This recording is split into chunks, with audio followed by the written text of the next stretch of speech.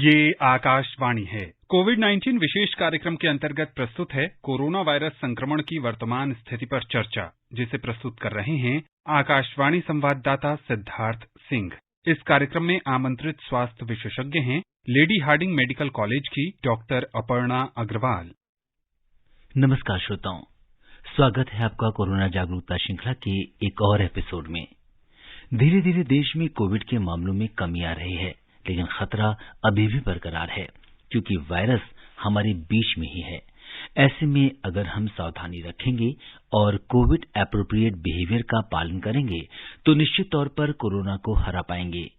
राष्ट्रीय टीकाकरण अभियान के अंतर्गत अब तक 70 करोड़ से अधिक लोगों को वैक्सीन लगाई जा चुकी है। पिछले 24 घंटे में 78,47,000 से अधिक लोगों को वैक्सीन लगाई गई है। एक अच्छी बात यह है कि देश में स्वस्थ होने की दर 97.48% हो गई है। पिछले 24 घंटे में 39,000 से अधिक रोगी स्वस्थ हुए हैं। वहीं कल 37,000 से अधिक नए कोविड मामलों की पुष्टि हुई है, जो चिंता का विषय है। श्रोताओं, कोविड से संबंधित किसी भी जानकारी के लिए आप राष्ट्रीय हेल्पलाइन नंबर 1075 और 011-2397-8046 पर संपर्क कर सकते हैं।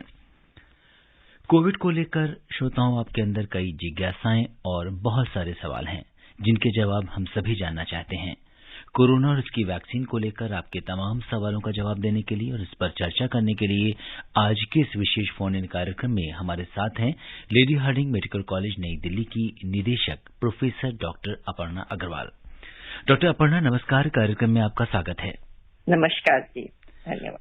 श्रोताओं, कोरोना से संबंधित सवाल डॉक्टर अपर्णा से हमारे टोल फ्री नंबर 1800-115767 और 011-233-14444 पर पूछ सकते हैं। आप नंबर एक बार फिर सुन लें। हमारा टोल फ्री नंबर है 1800-115767। आप अपने सवाल ट्विटर हैंडल हमारे @AINews पर #AskAIR पर भी पोस्ट कर सकते हैं। डॉक्टर अपर्णा, अगर हम कोविड के आंकड़ों को देखें तो जहां एक और देश के ज्यादातर हिस्सों में कोविड के मामलों में कमी आ रही है, तो वहीं कुछ राज्य ऐसे हैं जहां हम देख रहे हैं कि कोविड के मामलों में बढ़ोतरी हो रही है। वहां पर जो मामले हैं वो ज्यादा हो रहे हैं। इसका क्या कारण है? कारण दो हैं। एक तो ऐसा पाया जा रहा है कि जिन डिस्ट्रिक्ट्स में सेकेंड वेव उतनी नहीं अफेक्ट की थी जी, उनमें अभी कहीं कहीं पर बढ़ रहे हैं। सब जगह नहीं, लेकिन कहीं कहीं पर। और ये उन जगह में बढ़ रहे हैं जहां पर कोविड अप्रोप्रिएट बिहेवियर पूरी तरह से नहीं फॉलो हो रहा है, क्योंकि शॉप्स ओपन हो गई हैं, स्कूल्स ओपन हो गए हैं, बाकी चीजें ओपन हो गई हैं, मार्केट्स पूरी तरह से ओपन हो गई हैं। तो इसका सारांश यही है कि हमको खुलना तो देश की इकोनॉमी के लिए जरूरी है। धीरे धीरे सब चीजें खुलेंगी, लेकिन हमको कोविड अप्रोप्रिएट बिहेवियर बिल्कुल नहीं छोड़ना है जी। तीनों चीजों का ध्यान रखना है। मास्क हमेशा लगाएं जब भी घर के बाहर जाएं। सेकेंड, सोशल डिस्टेंसिंग मेंटेन करके रखें। सैनिटाइजेशन का ध्यान रखें और जहां तक हो सके वहां बाहर जाना अवॉइड करें। जरूरी काम के लिए अवश्य जाएं, लेकिन कोविड अप्रोप्रिएट बिहेवियर मेंटेन करके रखें। और सेकेंड चीज ये जरूरी है कि वैक्सीनेशन जरूर लगवाएं। जो भी 18 साल से ऊपर के लोग हैं जिनको भी वैक्सीनेशन हो सकता है, वो सब वैक्सीनेशन जरूर लगवाएं। जी। और डॉक्टर अपर्णा, जैसा कि आपने कहा कि सबको वैक्सीन लगवानी चाहिए, और अब इस समय त्योहारों का मौसम आ रहा है, बाजारों में भारी भीड़ देखने को मिल रही है, तो ऐसे में हम जो कोविड एप्रोप्रिएट बिहेवियर है उसका पालन कैसे कर सकते हैं और किस तरीके से इन फेस्टिव सीजन को हमें क्या विशेष सावधानियां रखनी चाहिए? सावधानियां वही सेम है। अब तो सबको आदत पड़ गई है 1.5 साल से वो करते हुए। हालांकि लोग अब केयरलेस हो रहे हैं थोड़े, क्योंकि बहुत टाइम तक जब किसी उसमें रखा जाए नियंत्रण में, तो फिर लोगों में थोड़ी सी केयरलेसनेस आ जाती है। जी। तो हमको ये ध्यान देना है, अभी आंकड़े पहले से काफी कम है और हमको इनको कम ही रखना है जब तक वैक्सीनेशन सबको होना चाहे। तो इस चीज का हमको ध्यान देना है। कुछ बातें ऐसी भी सामने आ रही हैं कि शायद कुछ एरियाज में हर्ड इम्यूनिटी हो गई है बिकॉज ऑफ वैक्सीनेशन और इन्फेक्शन की वजह से, क्योंकि जो लास्ट सीरो सर्वे हुआ था उसमें ऐसा पाया गया कि अबाउट 2/3 लोगों में एंटीबॉडी लेवल्स हैं। वो कितने टाइम तक रहेंगी अभी नहीं कहा जा सकता, क्योंकि वैक्सीनेशन और इन्फेक्शन के बाद कब तक एंटीबॉडीज बॉडी में रहती हैं उसका अभी पूरी तरह से जानकारी नहीं है हम लोगों को। तो हमको कोविड अप्रोप्रिएट बिहेवियर मेंटेन करना है। त्योहार के लिए जो शॉपिंग करनी है ऐसे टाइम में जाएं जब भीड़ कम होए, कम से कम लोग जाएं घर के, और एक बारी में जितना काम कर सकते हैं उतना करें ताकि बार बार जाने की जरूरत ना पड़े। जो चीजें ऑनलाइन कर सकते हैं वो ऑनलाइन ही करें ताकि बाहर जाने का कम होए, तो उससे भीड़ भी कम होएगी। और जब भी जाना होए बाहर, जैसा बोला, कोविड अप्रोप्रिएट बिहेवियर मेंटेन करना है।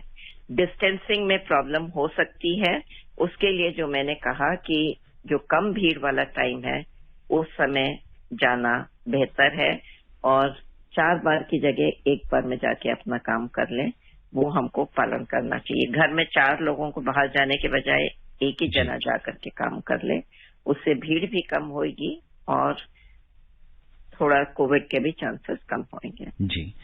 और डॉक्टर अपर्णा, इस समय निपाह वायरस की भी बहुत चर्चा है और केरल में इसका मामला सामने आया है, तो इसको लेकर लोगों के मन में बहुत सारे सवाल हैं कि ये जो नया संक्रमण है इससे हमें कैसे बचना है, या ये क्या चीज है?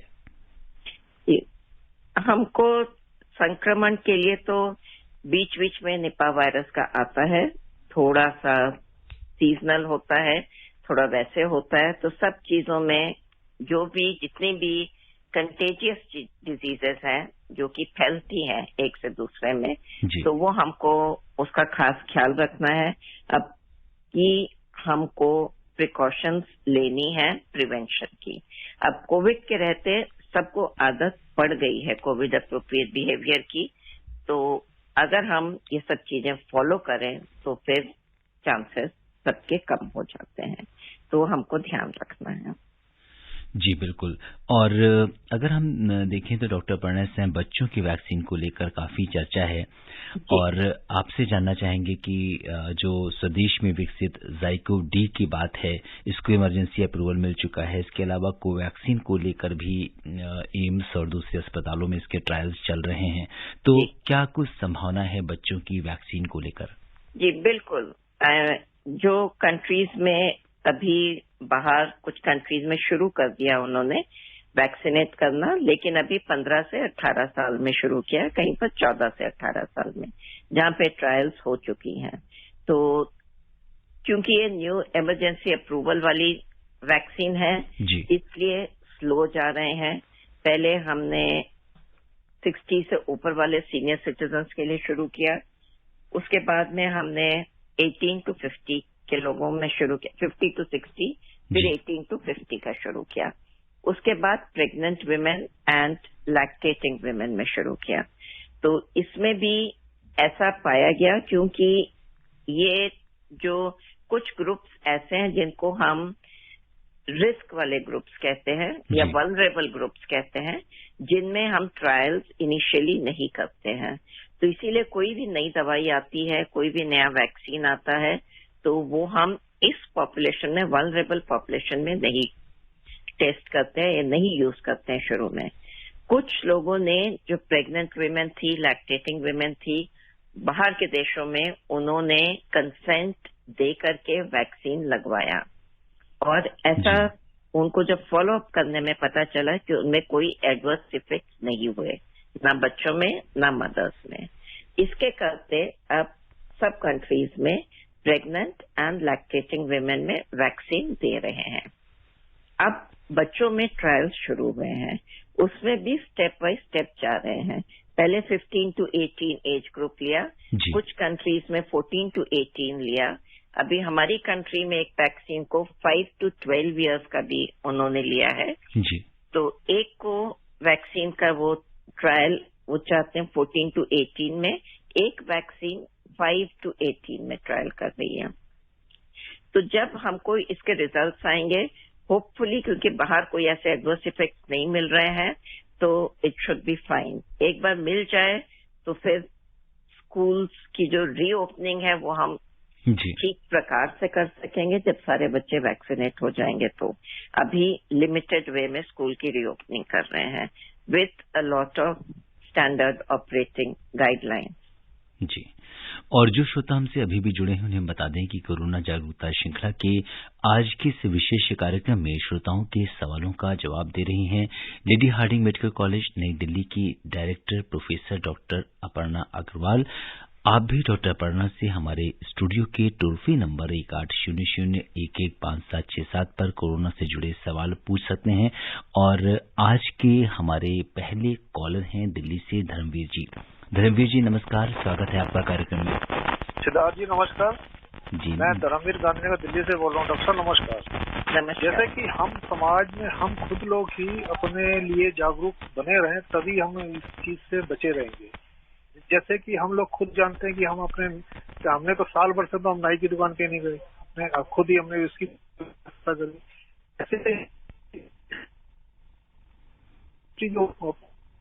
हमें खुद जो लोग टीका नहीं लगा रहे हैं इस वक्त कि उनको सरकार की तरफ से थोड़ी सख्ती करनी पड़ेगी। जैसे कि सरकार ने ये अपना लॉकडाउन किया था, ऐसे ही जो लोग हैं इसी से सख्ती से ही समझते हैं, क्योंकि टीका लगाएंगे तभी, क्योंकि उनकी कुछ टेंशन आती है, कुछ चीजें ऐसी होती हैं कि उनको वो चीज रोक देनी पड़ेगी, तब उनको मजबूरी में इंजेक्शन के लिए जाना ही पड़ेगा। क्योंकि जाहिल लोग कुछ ऐसे हैं समाज में, इनके लिए कुछ करा जाए। दूसरी एक छोटी सी बात और कहेंगे, जैसे कि हम बाजार जाते हैं, समाज में हम लेन देन करते हैं, सब्जी लेने जाते हैं, तो वहाँ हमें लेन देन करना पड़ता है, नोट लेने पड़ते हैं।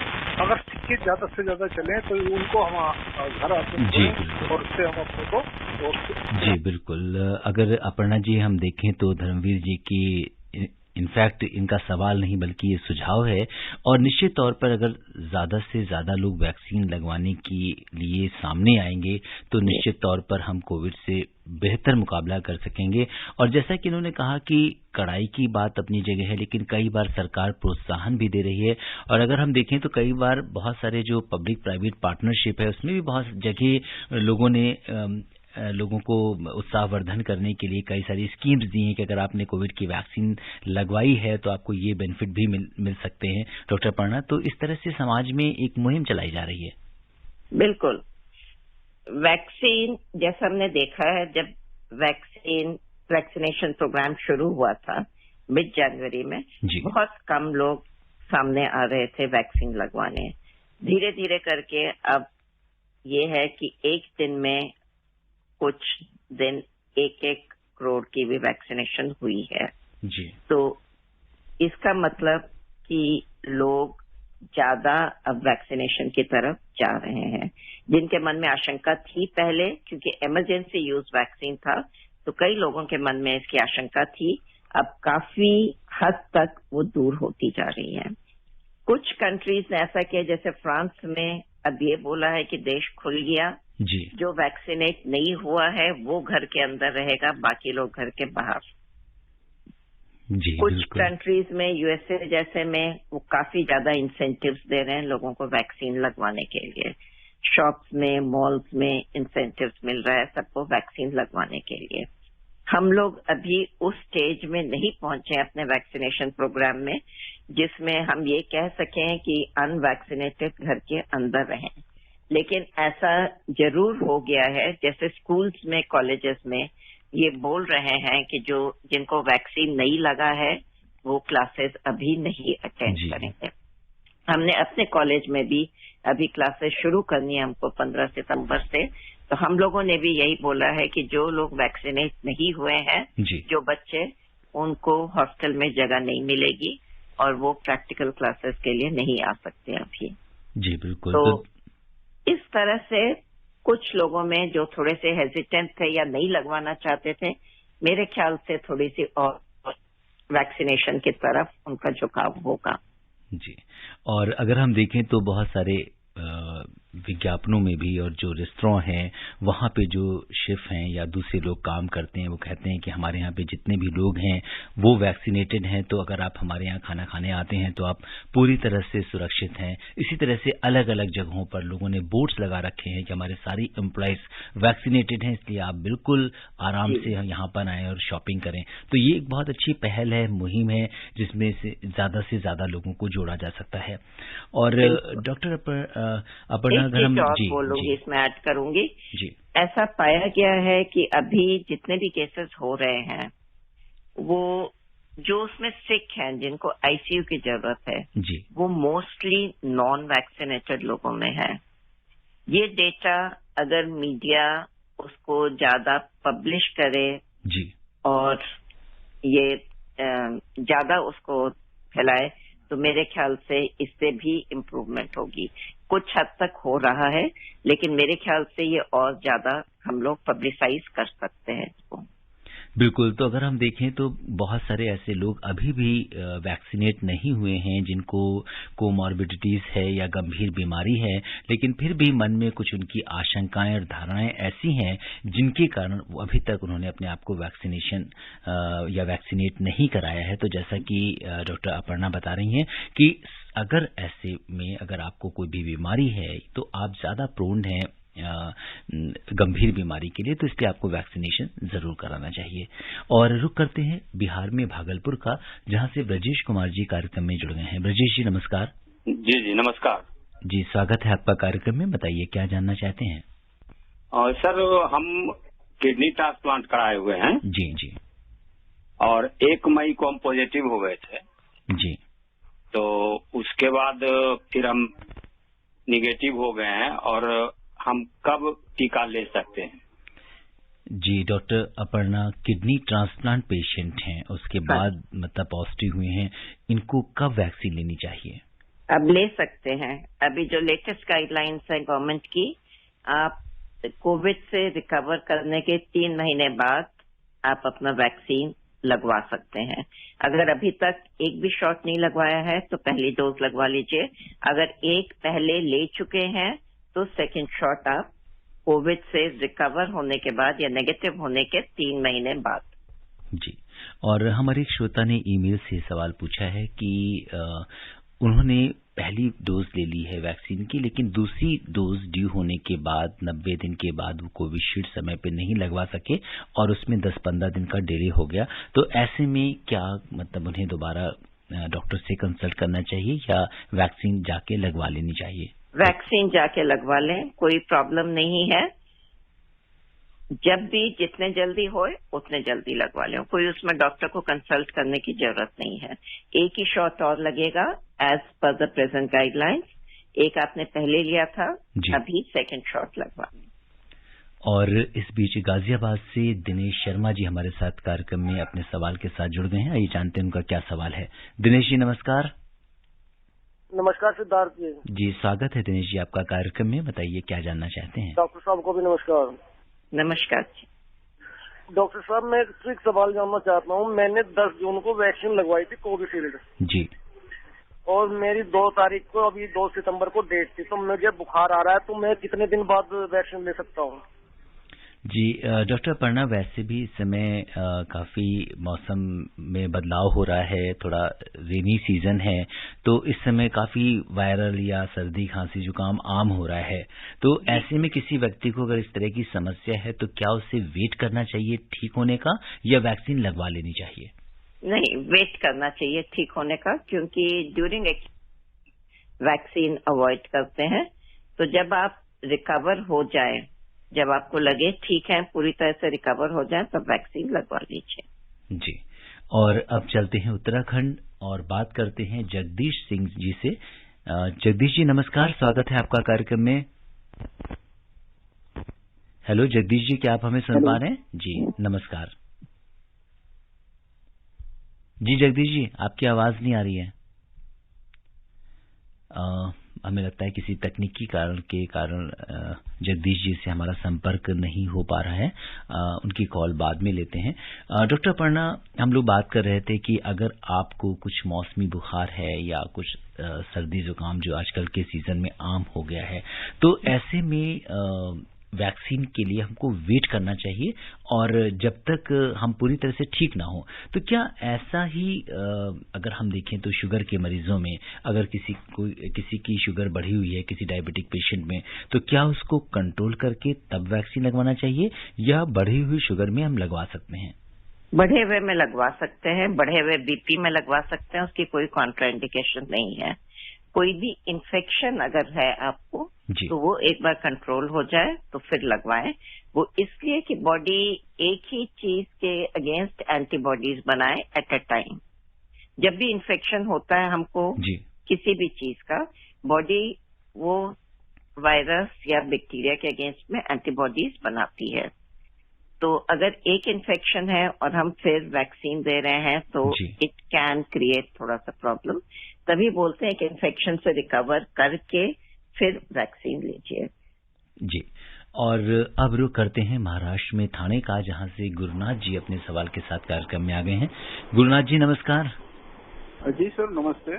जी, स्वागत है आपका कार्यक्रम में, बताइए। सर मेरा सवाल है, जो निपा वायरस जो कोरोना का ही दूसरा रूप है कि ये कोई अलग वायरस है? सर बीच में 12 साल के बच्चे की एक मौत हुई, क्या ये बच्चों के लिए खतरा है ये वायरस?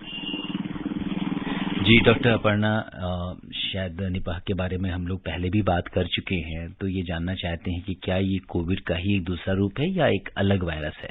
नहीं, कोविड का रूप नहीं है, अलग वायरस है। और निपा से डेथ्स ओकेशनल होती हैं, इतनी ज्यादा ट्रांसमिसेबल नहीं है जितना कोविड है। कोविड की ट्रांसमिसिबिलिटी बहुत ज्यादा है, एक व्यक्ति से अबाउट 3 लोगों को इन्फेक्शन स्प्रेड हो सकता है। निपा इतना ट्रांसमिसिबल नहीं है, लेकिन स्प्रेड हो सकता है, इसलिए हमको प्रिकॉशंस लेनी जरूरी है उसके साथ। और कोविड की फॉर्म नहीं है, दूसरा वायरस। और अब रुक करते हैं मुंबई का, जहां से राहुल पटेल जी हमारे साथ जुड़ गए हैं कार्यक्रम में। राहुल जी नमस्कार, स्वागत है आपका कार्यक्रम में। जी नमस्कार, आपको भी और डॉक्टर साहिब बाबू को भी। जी राहुल जी बताइए। मेरा प्रश्न ये है, आंखों से रिलेटेड है। जैसे आंखों की समस्या, जैसे काला मोतिया जी, और दूसरा साथ में रेटिना का प्रॉब्लम हो, रेटिना पिगमेंटोसा, तो ऐसे व्यक्ति अगर वैक्सीन लेगा तो उनको कुछ आंखों में प्रॉब्लम हो सकता है क्या? जी डॉक्टर अपर्णा, अगर किसी को रेटिना में प्रॉब्लम है, काला मोतिया है, तो क्या इसमें वैक्सीन कॉन्ट्राइंडिकेटेड है या ले सकते हैं? नहीं, बिल्कुल नहीं कॉन्ट्राइंडिकेटेड है, आप बिल्कुल वैक्सीन ले सकते हैं। जी, क्योंकि इस कार्यक्रम के माध्यम से बहुत सारे ऐसे श्रोता हैं जिनके मन में तमाम सवाल रहते हैं और डॉक्टर अपर्णा, बहुत सारे लोगों ने मोटिवेट होकर जब उनके डाउट्स निकल जाते हैं तो वो बहुत निश्चिंत होकर वैक्सीन लगवाने जाते हैं। फिर हमें अलग अलग माध्यमों से लिखते हैं, बताते हैं कि मतलब ये डाउट मेरा क्लियर हो गया था, एक्सपर्ट से बात करने के बाद तो मैंने वैक्सीन लगवा ली है। तो मुझे लगता है कि इस तरह के जो भी लोग सुन रहे हैं हमें, तो वो वैक्सीन के लिए आगे आएंगे और लगवाएंगे। अब हम रुक करते हैं उत्तर प्रदेश में रायबरेली का, जहां से रमा शंकर जी हमारे साथ कार्यक्रम में जुड़ गए हैं। हेलो जी, उनका फोन पे संपर्क नहीं हो पा रहा है, अभी फोन कट गया है। तो अब हम बात करते हैं, अगर हमने कोविशील्ड की बात करी, इसके बाद कोवैक्सीन की बात करते हैं। 28 दिन का अंतर होता है वैक्सीन में, लेकिन यहाँ भी क्या यही चीज वापस से लागू होती है कि अगर गैप थोड़ा बढ़ जाता है? सब वैक्सीन में ये बात लागू होती है कि जो टाइम फ्रेम दिया हुआ है कि उसमें लगवाइए, बट कोई ऐसा एकदम हार्ड एंड फास्ट रूल नहीं है कि अगर उस समय आपने नहीं लगवाए तो नहीं लगवा सकते हैं। उसके बाद जितने जल्दी लगवा सके उतने जल्दी लगवाइए। जैसे बोला कि अगर आपको इन्फेक्शन हो गया तो आपको डिले करना है, तो ये part and parcel of that है। 4 वीक्स के बाद आप लगवा सकते हैं और उसके बाद जितने जल्दी लगवाइए उतना बेहतर है। लेकिन किसी वजह से अगर नहीं लगवा सके तो जब भी लगवा सकते हैं तब लगवाइए, चाहे कोवैक्सीन है, चाहे कोविशील्ड है, चाहे और कोई भी वैक्सीन है जिसमें 1 से ज्यादा डोज की जरूरत है। जी, और अब रुख करते हैं उत्तर प्रदेश में लोनी का, जहां से यामीन भाई रेडियो वाला हमारे साथ कार्यक्रम में जुड़ गए हैं। यामीन भाई नमस्कार। सर नमस्कार, मैम को भी नमस्कार। नमस्कार सर, मैं ये जानना चाह रहा हूँ जैसे कि गर्भवती महिलाएं हैं और वो वैक्सीन देहात में लेने में थोड़ा हिचकिचा रही हैं, जैसे तो बच्चे पे क्या दुष्प्रभाव पड़ेगा इसका, गर्भ में पल रहे हैं। जी, तो डॉक्टर पर्णा, गर्भवती महिलाओं के लिए क्या प्रोटोकॉल है, उनको वैक्सीन लग रही है या क्या करना चाहिए? लग रही है, बिल्कुल लग रही है। उसकी रिकमेंडेशन लेट आई थी, क्योंकि जब एक बार ये स्टडी हो गया कि गर्भवती महिलाएं जिन्होंने लिया था वैक्सीन उनमें कोई प्रॉब्लम नहीं है, तब गवर्नमेंट ने इसको इमरजेंसी यूज के लिए अप्रूव किया इन प्रेग्नेंट एंड लैक्टेटिंग वुमेन, और कोई ऐसे साइड इफेक्ट्स हमको नहीं मिले हैं प्रेग्नेंट और लैक्टेटिंग वुमेन में, तो बिल्कुल ले सकती हैं। और इस बीच इंद्रभान जी हमारे साथ कार्यक्रम में जुड़ गए हैं। इंद्रभान जी नमस्कार। नमस्कार सर, मैं चिरमिरी कुरासिया कॉलेज जिला कोरिया छत्तीसगढ़ से इंद्रभान सिंह बोल रहा हूँ सर। जी, प्रश्न यह है सर, किसी कॉलेज में कम से कम 100 ऐसे छात्र मिलते हैं जिन्होंने कोरोना वैक्सीन नहीं लगवाई है, तो कैंपस में क्या वैक्सीनेशन कैंप लगाया जाएगा? जी, डॉक्टर पर्णा ये जानना चाहते हैं कि क्या कॉलेज कैंपसेस में भी वैक्सीनेशन कैंप लग सकता है। हालांकि पहले तो हॉस्पिटल ही जाना पड़ता था, लेकिन जगह जगह आज की डेट में वैक्सीनेशन कैंप्स लगाए जा रहे हैं और RWA के साथ जगह जगह अगर हम देखें तो वर्क प्लेस वैक्सीनेशन दे रहे हैं, कई जगह RWAs भी ऑर्गेनाइज कर रही हैं। उसके लिए आपको अपने डिस्ट्रिक्ट इम्यूनाइजेशन ऑफिसर को कांटेक्ट करना पड़ेगा और वो बता सकेंगे कि उनके पास ये सुविधा हो सकती है कि नहीं। अगर हो सकती है तो कब तक हो सकती है। जी, और रुक करते हैं मध्य प्रदेश में रीवा का, जहां से वीरेंद्र सिंह जी जुड़ गए हैं। वीरेंद्र जी नमस्कार, स्वागत है आपका कार्यक्रम में। जी सर नमस्कार। डॉक्टर साहब नमस्कार। नमस्कार। डॉक्टर साहब, मैं ये पूछना चाहता था कि जैसे सरकार क्या ऐसा कोई योजना बना रही है कि जैसे गांव है या शहर है, जैसे गांव में अपन सरपंच या सचिव है या सिटी में जो वार्ड मेंबर होते हैं, ऐसा वो मतलब अपने अपने वार्ड में या गांव में सरपंच सेक्रेटरी पूरा मतलब कोशिश करके और सबको वैक्सीन देने के लिए प्रयास करें। जी, डॉक्टर अपर्णा, जो रूरल एरियाज हैं वहां पे वैक्सीन की बात कर रहे हैं, तो क्या प्राइमरी हेल्थ सेंटर्स जो हैं जो दूर से दूर होते हैं, तो क्या वहां भी वैक्सीनेशन हो रहा है? कई जगह हो रहा है, सब जगह नहीं मैं कह सकती हूँ, लेकिन गवर्नमेंट ने काफी प्रयास करके अलग अलग जगह रूरल एरियाज में भी वैक्सीनेशन का प्रबंध किया है। सारे प्राइमरी हेल्थ सेंटर्स वैक्सीनेशन नहीं दे पाते हैं, नहीं दे सकेंगे, क्योंकि इतनी ऑर्गेनाइजेशन थोड़ी सी डिफिकल्ट होगी, लेकिन विद टाइम वैक्सीनेशन सेंटर्स बढ़ते जा रहे हैं। अगर गांव की पॉपुलेशन एडिक्वेट है और वहां के सरपंच ट्राई करें तो डेफिनेटली अपने डिस्ट्रिक्ट इम्यूनाइजेशन ऑफिसर को अगर कांटेक्ट करेंगे तो जैसे हम वर्क प्लेस वैक्सीनेशन कर रहे हैं वैसा जरूर अरेंजमेंट हो सकता है कि हफ्ते में एक हफ्ता वहां प्राइमरी हेल्थ सेंटर में दे दें या ऑर्गेनाइज कर लें या 2 दिन ऑर्गेनाइज कर लें हफ्ते में। मेरे ख्याल से पॉसिबल होना चाहिए, लेकिन उसके लिए आपको अपने डिस्ट्रिक्ट इम्यूनाइजेशन ऑफिसर को कांटेक्ट करना पड़ेगा, सरपंच जी। और डॉक्टर पर्णा, आप समय इजाजत नहीं दे रहा कि हम इस चर्चा को आगे बढ़ाएं। आप इस कार्यक्रम से जुड़ी और श्रोताओं के प्रश्नों का उत्तर दिया, हमसे चर्चा की, आपका बहुत बहुत धन्यवाद और आभार। Thank you. इसी के साथ सिद्धार्थ को दीजिए अनुमति। नमस्कार। कोविड-19 विशेष कार्यक्रम के अंतर्गत अभी आप सुन रहे थे कोरोना वायरस संक्रमण की वर्तमान स्थिति पर चर्चा, जिसे प्रस्तुत कर रहे थे आकाशवाणी संवाददाता सिद्धार्थ सिंह। इस कार्यक्रम में आमंत्रित स्वास्थ्य विशेषज्ञ थीं लेडी हार्डिंग मेडिकल कॉलेज की डॉक्टर अपर्णा अग्रवाल। ये कार्यक्रम आकाशवाणी के समाचार सेवा प्रभाग द्वारा प्रस्तुत किया गया। इसे आप हमारे mobile app news on AIR और YouTube channel news on AIR official पर भी सुन सकते हैं। इस कार्यक्रम के संबंध में अपनी प्रतिक्रिया आप हमें ईमेल कर सकते हैं। पता है airnsttalks@gmail.com। ये कार्यक्रम फिर से सुनने के लिए लॉग ऑन करें हमारी वेबसाइट newsonair.nic.in।